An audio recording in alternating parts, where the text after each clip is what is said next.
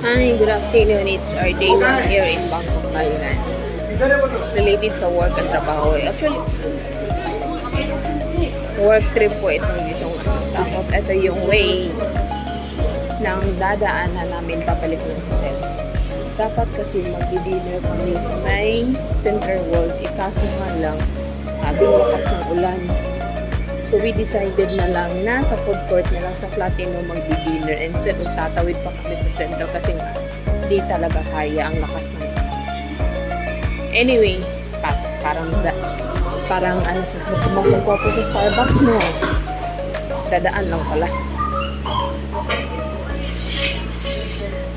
Excuse me, baby. Normally po talaga after work, dito ako madalas dumadaan kasi nga sa Platinum ako dumaan sa second floor, test bababa na lang. And then, diretso na kasi pag dito ako dumaan. Connected kasi ang Starbucks sa hotel na tinira namin. Tapos ito yung itsura niya nasa ground floor, yung sa concierge area. Tapos, pero yung lobby niya nasa 6th floor pa. Ito yung itsura niya. And then, ayan na sila. Pakyat na. Ayan, pakyat na ako sa 6th floor, which is sa main lobby talaga ng Novotel. At ayan, Central Market. The Big C. Big C pala, sorry. Big C.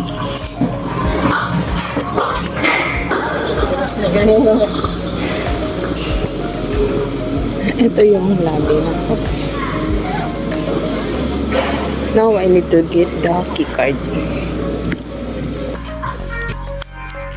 Picture na ako. Famous kayo mo. And here we are. Finally po, 11th floor na po ako.